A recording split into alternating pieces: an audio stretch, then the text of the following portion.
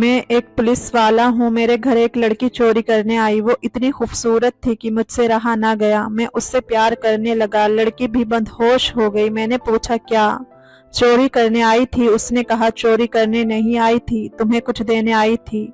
ये कहकर मुझे एक डायरी और सोने की लॉकेट दी, जिसे देखते ही मेरे पैरों तले से जमीन निकल गई। मेरा नाम मनोज है। मैं एक पुलिस अधिकारी हूँ। 32 साल का हो चुका हूँ। अब तक कुंवारा हूँ। मैं अपने घर पर अकेला ही रहता था। आज रात काम से वापस आते आते मुझे काफी देर हो गई। घर पहुंचकर घड़ी देखा तो रात के 10:30 बज गए थे। डिनर तो पहले ही कर चुका था। घर आकर फ्रेश हो गया और फिर लेट गया। काम से बहुत ज्यादा थक गया था। जल्द ही गहरी नींद में सो गया। अचानक रात में कुछ आवाज से मेरी नींद खुल गई। मुझे दूसरे कमरे से हल्की सी कुछ आवाज आई थी। कहीं कोई खिड़की खुली रह गई होगी घर में। शायद बिल्ली घुस गई होगी। सोचा, उठकर एक बार देख लेता हूँ। बिल्ली होगी तो उसे भगा दूंगा। पर जैसे ही मैं ड्राइंग रूम में आया, बाहर का नजारा देखकर मेरे दिल की धड़कन तेज हो गई। जल्दी से मैंने ड्राइंग रूम की लाइट ऑन कर दी। सामने कोई खड़ा था। मुझे इतना समझ आ गया था कि कोई चोर है जो घर पर चोरी करने के इरादे से ही घुसा है। मैं तो अपने घर की खिड़कियां खोलकर ही सोता हूँ। सब जानते हैं कि मैं पुलिस वाला हूँ। कभी घर पर चोरी करने कोई नहीं आया और घर पर ऐसे रहता भी क्या है। ज्यादा कीमती सामान तो मेरे पास कुछ है नहीं। अकेला इंसान हूँ, बस जरूरत ही के समान है। मैंने सोचा शायद मोबाइल लैपटॉप चुराने आया होगा। जल्दी से उसे दबोचा। मैंने कहा, पुलिस के घर पर चोरी करते हो, तुम्हें इसकी कड़ी सजा मिलेगी। तुम्हारी हिम्मत कैसे हुई मेरे घर में घुसने की? सामने वाला बिल्कुल खामोश था। शायद डर गया था। उसे अंदाजा नहीं था कि पकड़ा जाएगा। हालांकि मेरे गिरफ्त से छुड़ाने की कोशिश जरूर कर रहा था, पर उसके शरीर में मानव जान ही नहीं थी। मेरी ताकत के सामने उसकी ताकत कम पड़ने लगी थी। मैंने उसका चादर हटा दिया। उसका चेहरा देखकर मुझे जोरदार झटका लगा। तुरंत उसे छोड़ दिया, क्योंकि वह कोई लड़का नहीं था बल्कि लड़की थी। लड़की तो बेहद खूबसूरत थी। उसकी आंखें बड़ी बड़ी थी, आंखों में काजल था। बेहद खूबसूरत लग रही थी। उसका रंग दूध सा सफेद था। रेशमी बाल कमर तक आ रहे थे। जब उसके शरीर पर मैंने नजर दौड़ाई तो इतना खूबसूरत बदन, ऐसी कातिलाना हसीना को चोरी करने की क्या जरूरत है। मैं उसकी तरफ देखता ही रह गया। मैं ठहरा कुंवारा। उस लड़की को देखकर 1000 वोल्ट का झटका लगा था। उसके लंबे लंबे नाखून थे, हाथ पैर खूबसूरत थे। तुरंत मैं उसका हाथ पकड़ लिया। उसकी कोमल मुलायम हाथ को छूते ही मेरे शरीर में बिजली दौड़ गई। ऐसी खूबसूरत लड़की तो फिल्मों में नजर आती है। ये मेरे घर पर क्या कर रही है? ऐसा लग रहा था लड़की के आने से मानो मेरा घर ही रोशन हो गया हो। मैंने कहा, तुम यहाँ क्या चोरी करने आई हो? पुलिस वालों के घर पर चोरी करने आती हो? तुम्हारी हिम्मत की दाद देनी पड़ेगी। लड़की कुछ नहीं कह रही थी, काफी घबराई हुई थी। उसको थोड़ा डराने के लिए मैंने कहा, तुम्हें इसकी सजा पता है ना? चलो, मैं तुम्हें पुलिस स्टेशन लेकर चलता हूँ। मेरी बात सुनकर लड़की बेहद डर गई। मेरे एकदम करीब आकर मुझे देखने लगी। अचानक उसने एक ऐसी हरकत की कि मेरे अंदर आग लगा दी। मेरी बाहों से लिपटकर मेरी तो जान ही निकाल दी थी। कहने लगी, मुझे माफ कर दो साहब, आप मुझे जेल में ना डालो। मैं वहाँ अपने दिन नहीं काट पाऊंगी। मुझे कैद रहने में डर लगता है। आप जो कहोगे मैं करने को तैयार हूँ। आपके घर में झाड़ू पोछा बर्तन सारे काम कर दूंगी। मुझे माफ कर दो। मुझे उस लड़की से कुछ चाहिए जरूर था, पर नहीं चाहता था मेरे घर के छोटे मोटे काम करे।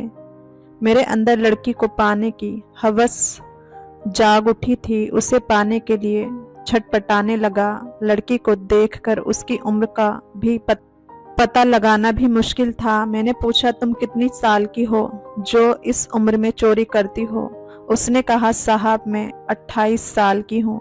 उम्र सुनकर तो मुझे झटका लगा था। देखने में तो 21 साल से ज्यादा की नहीं लगती। शायद अपने आप को अच्छे से मेंटेन किया था। मैंने कहा, एक शर्त पर मैं तुम्हें माफ कर सकता हूँ। वह मेरी तरफ देखने लगी, उसकी आंखों में एक उम्मीद थी।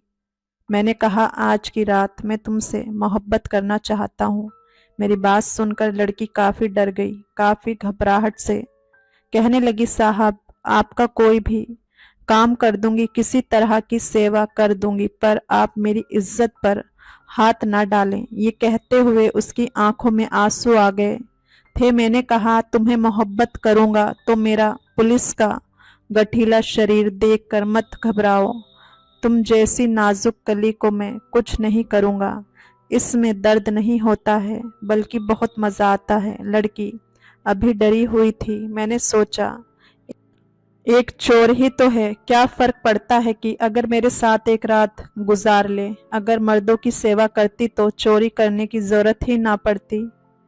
मेरी जिंदगी में कोई औरत नहीं थी, कभी किसी लड़की के करीब भी नहीं जाता था, बस अपने काम पर ही लगा रहता था। दिन भर क्रिमिनल्स के पीछे मैं बिल्कुल परेशान सा हो गया था। मुझे भी अपनी जिंदगी में मौज मस्ती करना था, जिसका मौका मुझे कभी नहीं मिलता था, पर आज जो सुनहरा मौका मेरे हाथ लगा था उसे जाने नहीं देना चाहता था।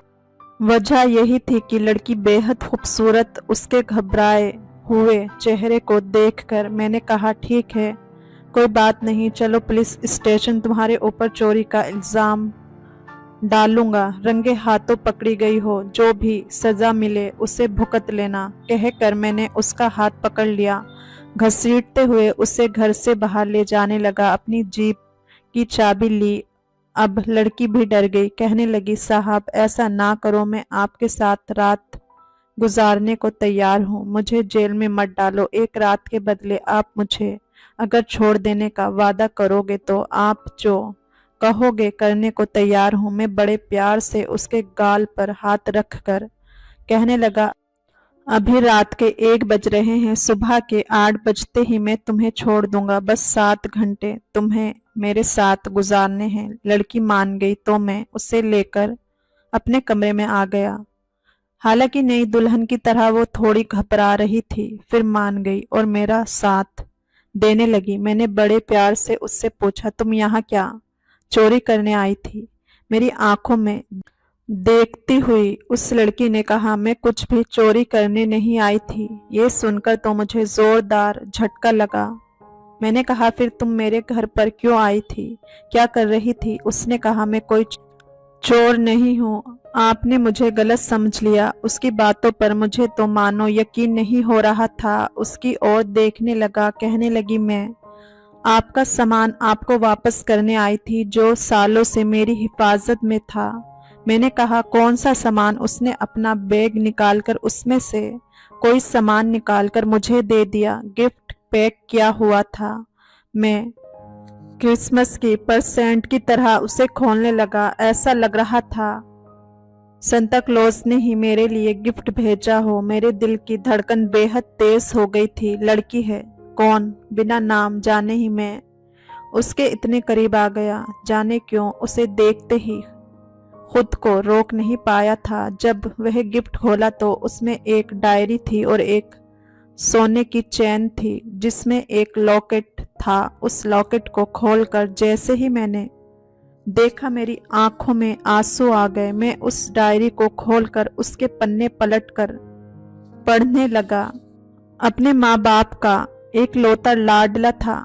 मेरे पापा मुझसे बेहद प्यार करते थे। हमारी जिंदगी बेहद अच्छी चल रही थी। मैं 15 साल का हो चुका था। एक दिन मैं अपने पापा के साथ किसी शादी में गया हुआ था। मेरी माँ ने जाने से मना कर दिया था क्योंकि उनका पेट खराब था। शादी में खाना खाने के बाद मेरे पापा वहीं रुकने वाले थे, पर मुझे अगले दिन स्कूल जाना था। मैं टैक्सी पकड़कर अपने घर आ गया। मेरी माँ को लगा था कि हम दोनों वहीं रुक जाएंगे। उन्हें मैंने बताया नहीं था कि मैं घर आने वाला हूँ। रात काफी हो चुकी थी। मैं चाबी से दरवाजा खोलकर अंदर गया। घर पर अंधेरा था। मैंने सोचा मेरी माँ सो गई होगी, लेकिन तभी मुझे माँ की सिसकियों की आवाज आने पर मैं चौंक गया।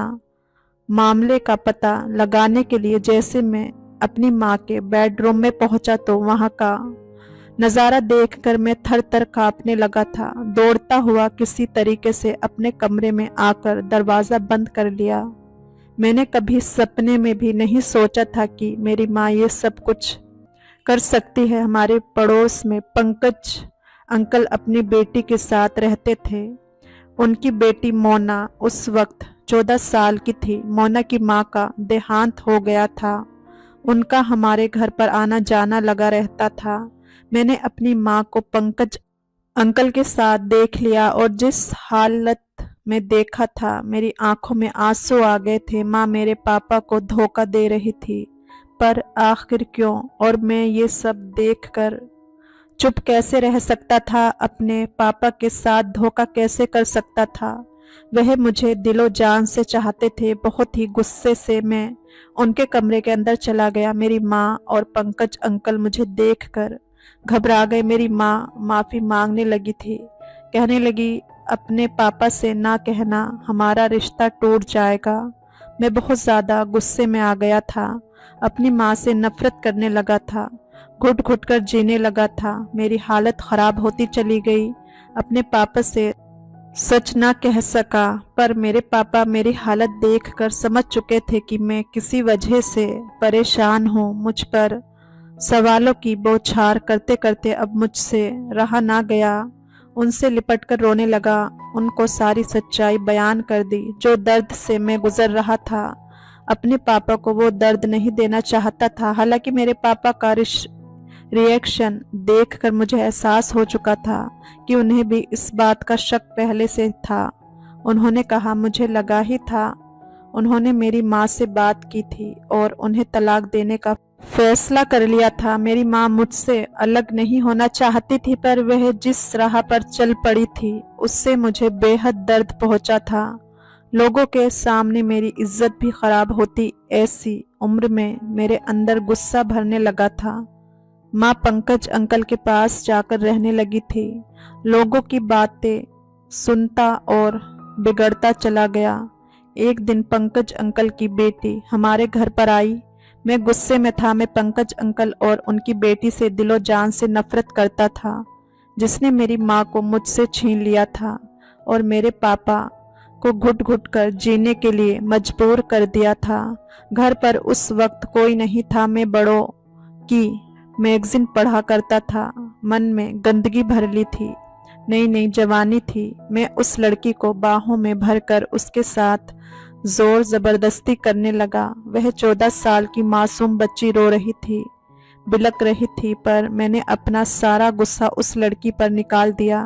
लेकिन बाद में उसकी हालत देखकर मुझे एहसास हुआ कि मैंने उसके साथ बेहद गलत काम किया। मोना ने शायद मेरी माँ से जाकर सारी बातें कह दी थी। मेरी माँ ने मुझे बुलाकर डांट लगाई। मैंने कहा, माँ आप मुझे डांटने का हक खो चुकी हैं। आपने जो गंदा काम किया है, आपको शर्म आनी चाहिए। जो इंसान खुद गलत है, वह दूसरों को सही या गलत क्या सिखाएगा। शादीशुदा होकर आपने सारी हदें पार कर दी। जमाना मुझे बातें सुनाता है, आपसे नफरत हो गई है। मेरी माँ रोती हुई चुपचाप चली गई थी। वही मेरी माँ से आखिरी मुलाकात थी। पंकज अंकल के साथ वह दूर किसी शहर में शिफ्ट हो गई। मैं अपने पापा के साथ ही रह गया था। मेरे पापा मेरी पुलिस में नौकरी मिलने के बाद हार्ट अटैक में गुजर गए और अब मेरे पास कोई सगा भी नहीं जिसे मैं अपना कह सकूं। लेकिन आज ये डायरी पढ़कर मेरी आंखों में आंसू आ गए थे। यह मेरी माँ की लिखी हुई डायरी थी।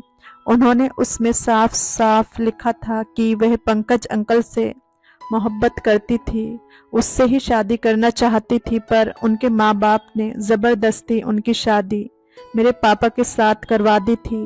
वह मेरे पापा के साथ कभी प्यार ना कर सकी और जब सालों बाद उन्हें पंकज अंकल मिले तो पता चला कि उनकी पत्नी की मौत हो गई है। धीरे धीरे वह दोनों कब करीब आ गए पता ही ना चला। उनके बीच में रिश्ता बन गया।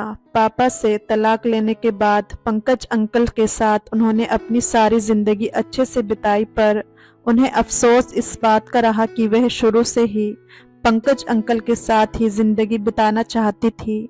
अगर उनके पापा ने उनकी शादी पंकज अंकल से करवा दी होती तो इतना सब कुछ होता ही नहीं। डायरी के आखिरी पन्ना में लिखा था, मेरी माँ बेहद बीमार है, उनके पास बहुत कम वक्त बचा है, वह मुझसे मिलना चाहती है। उन्होंने अपनी लॉकेट वाली चेन भिजवाई थी जो वह मुझे देना चाहती थी, और सामने बैठी एक खूबसूरत हसीना कोई और नहीं बल्कि मेरी सौतेली बहन मोना है। उसको देखकर मेरी आंखों में भी आंसू आ गए। मैंने एक बार उसके साथ बेहद गलत काम किया था, तब वह 14 साल की मासूम बच्ची थी, गिड़गिड़ा रही थी, पर अपनी माँ का गुस्सा मैं इस बच्ची पर निकाल दिया था, इसे बेहद दर्द दिया था। इसके बावजूद भी मेरी माँ का संदेश लेकर मेरे पास आई है। मैं उसकी तरफ देखने लगा, पता नहीं मुझे क्या हो गया। मैंने उसे प्यार से गले लगा लिया और कहने लगा,